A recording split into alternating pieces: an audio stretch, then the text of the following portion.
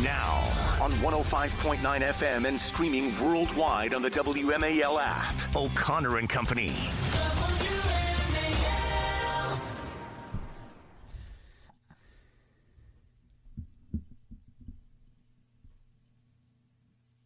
Now, we are here making sense of the news. All right, good morning. It's your usual Friday gal, Patrice Onwuka. I'm here with Andrew Langer, who's in for a vacationing Larry O'Connor. Good morning, Andrew, and happy Friday. Happy Friday. And by the way, are you excited for the Michael Jackson biopic that's coming out? I'm excited for it. Another one? Oh, yeah, no, this looks great. It's got like his nephew playing him. It looks fantastic. If the family is involved, I'm interested. Yeah, no, I'm all in. I'm all in. Well, speaking of all in, we've got some great guests coming up today. At 6:35, we'll have Michelle Holland, who's a spokesperson for Virginia's Department of Transportation, just talking about the ways the state is going to be making the holiday rush a little bit easier. 7:05, Greg Pemberton, our friend D.C. Police Union Chairman. And at 8:05, Mike Bress for the Washington Examiner, talking about our next topic, which are the 6 Democrats who are literally directing our troops to disregard the president's orders going forward. Right now, we're going to welcome in Cully Stimson, a good friend of the show. He's deputy director of the Edwin Meese Center for Legal and Judicial Studies and a manager of the National Security Law Program and a senior legal fellow and senior advisor to the president of the Heritage Foundation. Cully, did I get everything in there? I think for this story, I was a 30-year JAG veteran. That's what really matters. That's why the story so upset me. Here is right. I think it's upsetting to all of us. As folks have heard, you've got 6 members of Congress, 6 senators, in fact, who put out a video, Democrats who put out a video, literally calling on members of the military to disregard whatever orders from the president they consider illegal. Senator Elisa Slotkin and others are in this video. President Trump is understandably not pleased. He is the commander-in-chief. What's your take on this whole situation, Cully, before we even get to President Trump's response, but just this video itself? What does this signal? Well, I think it's disgusting. It undermines good order and discipline in the armed forces. I mean, these are ex-military or ex-CIA officers. So if it was just some scraggly-haired college kid doing a video, who cares? But these are members of Congress who serve in one co-equal branch of government, who also served in the military or the intelligence community, and they tell the military to reflexively question the orders of their own commander-in-chief. And that is totally over the line, totally unacceptable. And then when pressed, when Martha McCallum from Fox has one of them on her show and pressed, and she did a great job, watch the video, hyperlink in my Daily Signal article. What order? Give me a specific example of some illegal order. It's one thing when Trump talks off the cuff and bloviates, and he does that. Tell me the order. He can't name a one. And so this is so over the line. It just undermines good order and discipline, and it tells members of the military, hey, you can disregard illegal orders. Everyone knows that in the military. We're trained to that. Right. You are required to exercise your conscience when it's a blatantly illegal order, but they haven't pointed to one. And Cully, here's the thing that gets me is that folks seem to forget that, again, I'm always talking about the turnabout issue here. But in September of 2024, President Biden and Kathleen Hicks approved DOD Directive 5240.01, which was a restatement of this idea of the military being able to use their intelligence powers and their use of lethal force powers against civilians, signed by the president, signed by Kathleen Hicks, September of 2024. And yet these Democrats, Elisa Slotkin and otherwise, they just seem to go on blithely, seeming to not recognize, what their own party has done and said in these areas of potential abuse of power in the past. And I'm not saying that the DOD directive was an abuse of power. It's power that could be abused. But where is the hue and cry? Where is the discussion? If Donald Trump came out and said this and signed an order like this, Alyssa Slotkin would have been the first person to say there was something wrong with it, and yet this is where we are. This is the problem, isn't it? It's a big problem because, we're trained in the military that you're required to follow orders of your superior officers. Right. In fact, if you don't, you can get court-martialed under Article 92 of the UCMJ for violation of direct or general order or rule. We're also trained that if the order is patently illegal, you may disregard it. In fact, you're required to. And they give you lots of examples during basic school, whether you're an officer or enlisted. And everyone knows the Lieutenant Cully My Lai massacre example that I cited, where Lieutenant Cully ordered his men to kill civilians in the city of My Lai, the village of My Lai, and they followed through. They were court-martialed. They should have been. Everyone knows you can't kill civilians. There's lots of examples. And the system has safeguards built into it. That's why JAGs exist, Judge Advocates General. The president doesn't call Sergeant Smuckatelli and tell him, do this. He tells the SecDef, who tells the combatant commander, and it goes all the way down the food chain. And all along the way, there are JAGs who tell you what the rules of engagement are. And if you have a question of whether a rule is lawful or not, which is rare, you can go to a JAG and say, I've been ordered to do this. And the JAG will tell you yes or no. So this is outrageous. They should pull down the video. They should apologize. They won't, because this is an example of political TDS on steroids. We're speaking with Cully Stimson. Cully, can you provide a little bit of historical perspective of examples or times in history when, service members, really did have questions about an order and maybe, they decided to disregard an order. Has this happened before? Yeah, it's happened before. And, let's go back in history. A president, Lincoln, suspended habeas corpus and used the military to do that. A president ordered Japanese Americans to be rounded up by the military and others and put in internment camps. The court eventually overturned that. There are numerous examples in other wars where senior officers or officers ordered their enlisted people, or men and women, using men under them, to commit a crime, and they did it. Some refused. We have people who refused orders to go to be recalled back to active duty. So people give orders, presidents give orders that are blatantly unconstitutional. If it's questionable, like, for example, you're in a National Guard unit, right, and you're from another state. This is the example of the nut jobs on my Facebook page are citing to now. Right. And the president recalls you to active duty, and you go to another state, to go to a blue city to assist federal immigration officers to enforce their federal immigration laws. Some of the Trump derangement syndrome people on my Facebook page are like, see, Stimson, you're wrong. They can ignore that. But really? Because the congressman didn't point to that. That wasn't an example they had. In fact, they don't have an example. Right. But that's being litigated in the courts.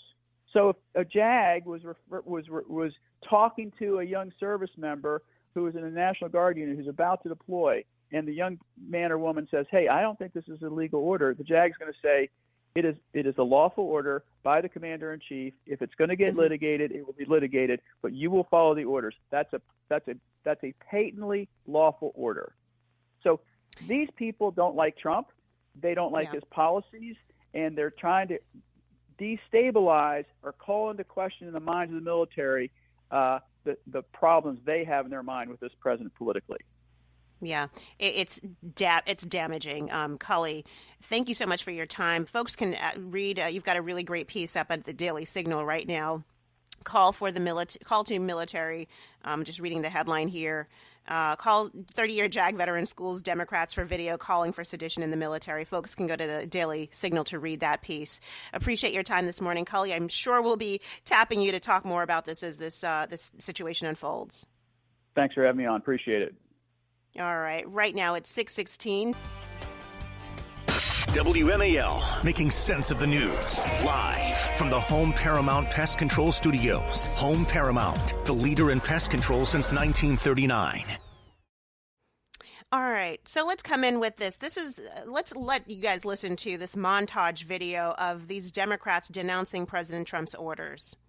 Like us, you all swore an oath to protect and defend this Constitution. Right now, the threats to our Constitution aren't just coming from abroad, but from right here at home. Our laws are clear. You can refuse illegal orders. You can refuse illegal orders. You must refuse illegal orders. No one has to carry out orders that violate the law or our Constitution. We know this is hard and that it's a difficult time to be a public servant. But whether you're serving in the CIA, the Army, or Navy, the Air Force, your vigilance is critical. And know that we have your back. Because now, more than ever, the American people need you. We need you to stand up for our laws, our Constitution.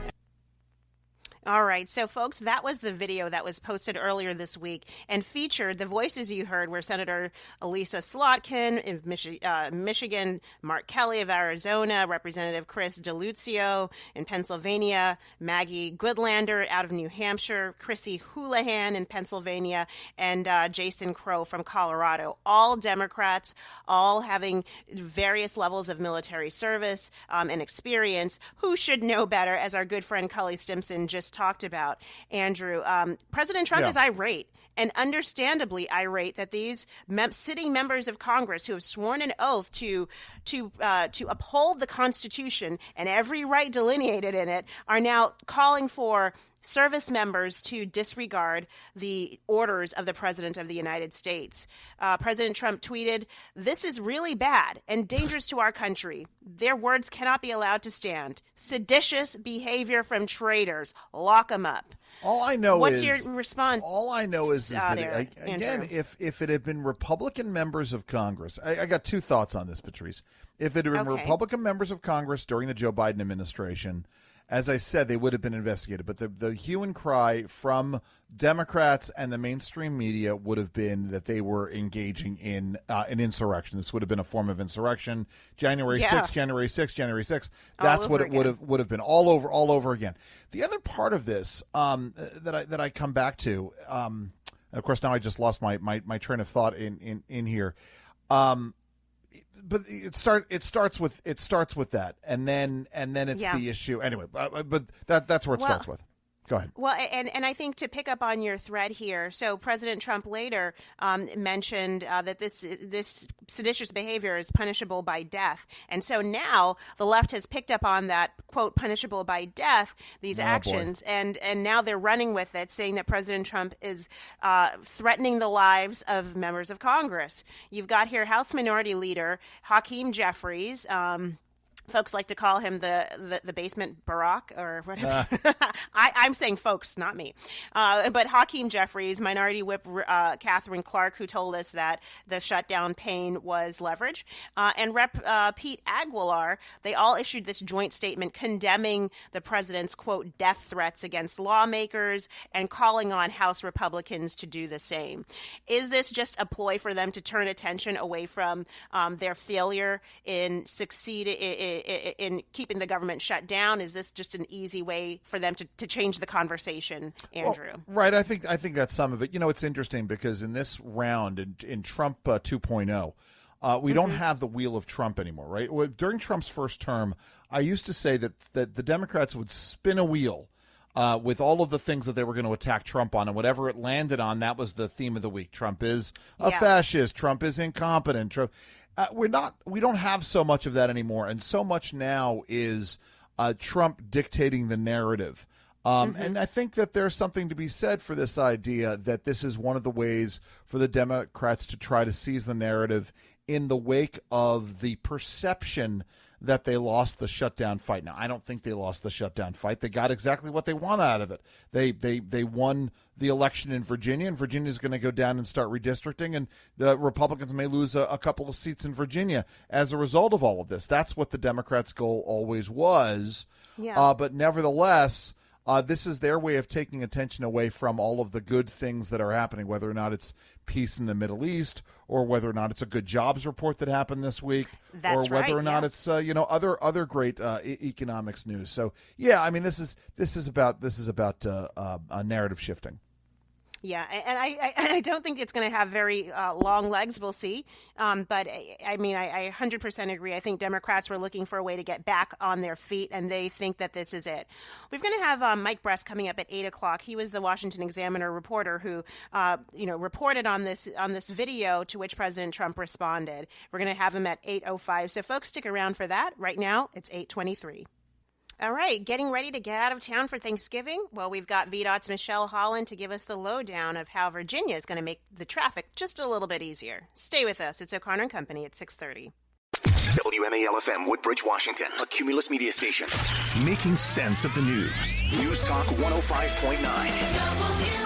WMAL. News now.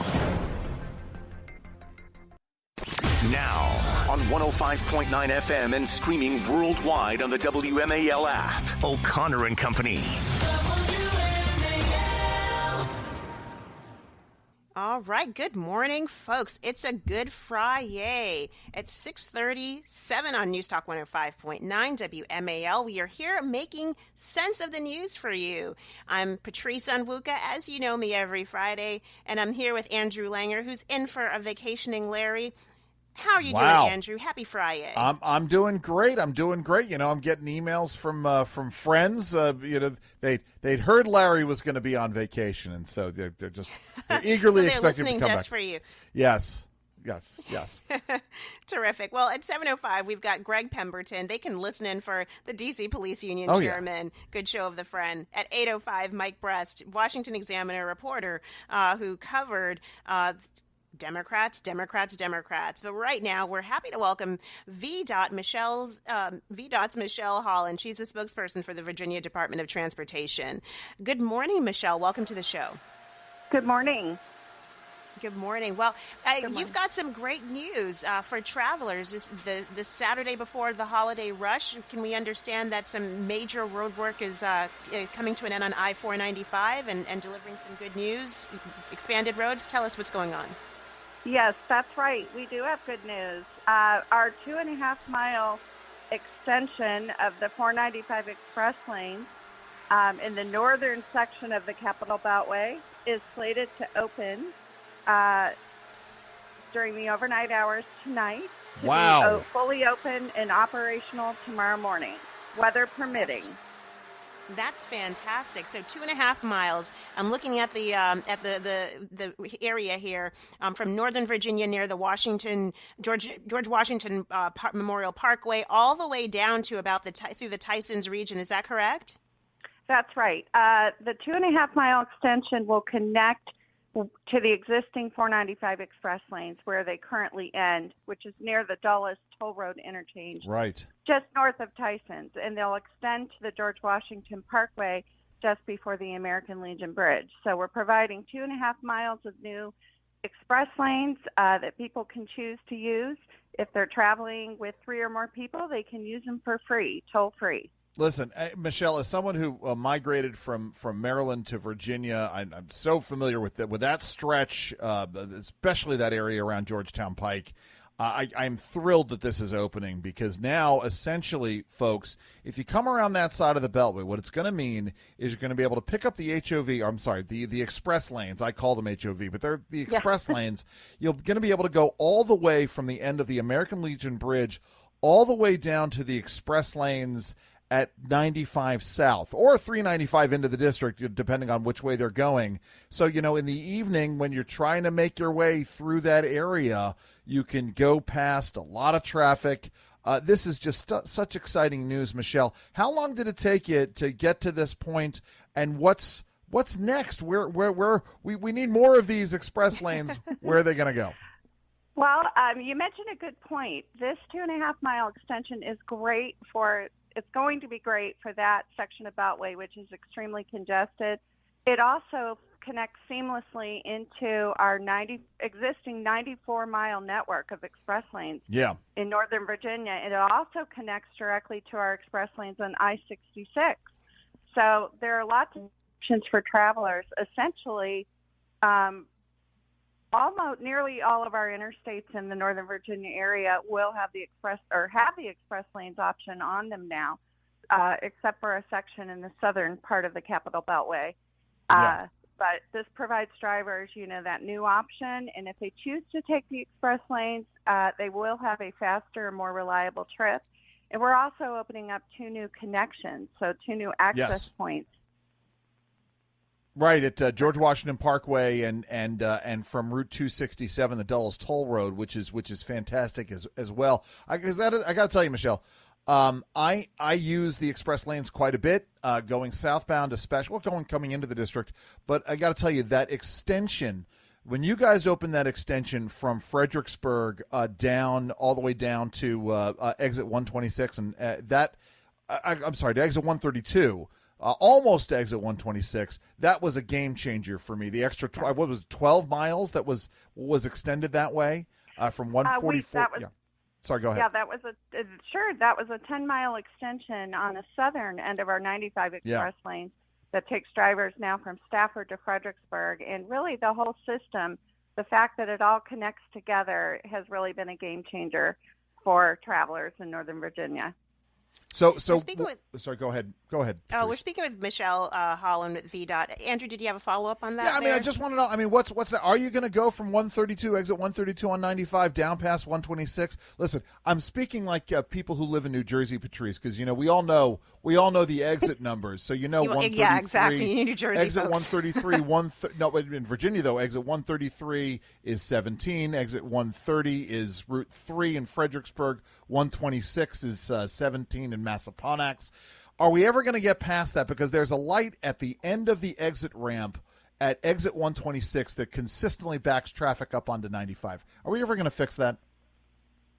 Well, we don't have any current plans to build any further extension at this time, currently south. Okay. As I said, the area that VDOT has been doing an environmental study of is to potentially extend it in the southern section of the Capitol Beltway from the Springfield interchange through Alexandria and the Woodrow Wilson Bridge. So it's that area, but that section of 95, as you said, we don't have a current plan to extend there, but we are always looking at ways to improve mobility throughout the entire region. Let me apologize because I want to make it really clear. If you guys can fix the thorny problem of traffic going across the Woodrow Wilson Bridge, going, call it westbound, call it southbound, whatever you want to do from Virginia into Maryland, and Maryland, really it's Virginia into Maryland in the evening rush hour, having done that too many times, that would be a miracle to get that done. And I really hope you guys can do it. Well, I feel your pain. That is a very busy, congested area. And as I said, we have an environmental assessment study that we've had underway for some time on that section of Beltway, where we're looking at that potential. All right, terrific. Well, Andrew's lobbying hopefully will make the difference. Thank you so much, Michelle Holland with VDOT. Thank you for the information. I know Virginia drivers and, frankly, everybody moving through the region next week are going to be very excited. And hey, congratulations on a job well done. I mean, really, I know this was a tough project to get through, a lot going on in there. The fact that we got it done before the holidays, kudos to you guys at VDOT. Thank you, and to our partners and all of the men and women that have been out there building the project. So we really appreciate also the patience of the public that's had to withstand the construction, as well as the surrounding communities. So we're looking forward to being able to provide some relief and some new travel options before the holiday. All right, terrific. Michelle Holland with VDOT, thank you so much for joining us today. Thank you. This afternoon on the Derek Hunter Show, we'll talk to David Bozell, president of the Media Research Center, about the week in media bias, and what a biased week it was, at 3 o'clock on WMAL. All right. So, Andrew, a little known secret for a lot of people is that there is a hidden trolley system underneath the Congress, underneath the Capitol buildings that connect some of the different buildings. It's a really nifty system. Yeah. And if you've ever been walking around as a tourist and you're looking around Capitol Hill saying, where are my favorite senators? And you really don't see very many people other than, the school groups and maybe the lobbyists, but you don't really see a lot of members out or the staffers out. There's a reason for that. Yes, I had a very, I'm going to say mildly embarrassing experience running into a guy I grew up with who's now a member of Congress from Illinois, and I came upon him on the Capitol grounds as I was going to an event at the Capitol Hill Club, and I reflexively called him by his childhood nickname, which is what I know him as, and and I haven't seen him in a very, very, very long time. But yes, I was wondering. I'm glad he was walking over to the Capitol and not taking the trolley. But yes, so there's a trolley there, and you're going to tell us what happened last night. Well, especially since last night there was a fire in the trolley system, and two police officers were taken to the hospital. I think it's been cleared out, but authorities said that the two police officers were taken to the hospital after a fire was reported Thursday afternoon. This trolley system connects the Rayburn House and the U.S. Capitol buildings. None of the other passengers were injured, which is good news. And by about 6:30, so mid-rush, evening rush, all the smoke was cleared and everyone was able to get back to work. We don't know yet what happened or why this happened, but there is a suspect. Oh. His name is he was a former member of Congress, Jamal Bowman. He could, we don't know for certain, but at least someone on Twitter, on X, posted if someone knew to pull the fire alarm, and then they have a picture of Mr. Jamal Bowman, who is infamous for pulling a fire alarm. Yeah, that's exactly right. It's one of those things to sort of see this. If only someone knew how to pull the fire alarm. It's one of those, as you said, it's one of those little known secrets that's down there. It's and there's something similar connecting the Senate with the Capitol itself on the Senate side. There's almost something. You've been to Disney, right? I've been to Universal. Oh, you've been to Universal. I don't know if you know this, but you know that Walt Disney World, all of the Disney parks, I don't know if it's the same thing Universal, but all of the stuff that you see is all on the second floor, that there's this massive network of underground tunnels sort of dealing with all of these things. Sense. Oh, yeah. That's how cast members can disappear and reappear, and sort of they go through a massive underground system. Well, it's the same thing with the Capitol. It is a massive network of underground tunnels, connecting one thing to another, so you can get from point A to point B without being seen. But we want to just say, and thankfully, nobody was seriously injured. We now know that two people were receiving medical treatment after the fire broke out. They were taken to the hospital. Two police officers were taken to the hospital, presumably for smoke inhalation issues. But, thankfully nobody more seriously hurt, it looks like. Yeah, thank goodness. But folks, if you ever have a chance to get down there and somebody's willing to take you, it would be a really nifty thing to see. Let me add two things to this. If you ever get a chance, if you're a guy and you're up there, you can get your shoes shined in the underground tunnels. Yes. And you can go and get your hair cut. I know guys who still go up. They've been off Capitol Hill for years, who still go up there. They still go up to the Capitol Hill barbershop to get their hair cut. And the cherry on top, you can run into your favorite member of Congress and you can harass them there too. It Absolutely. is 6:52.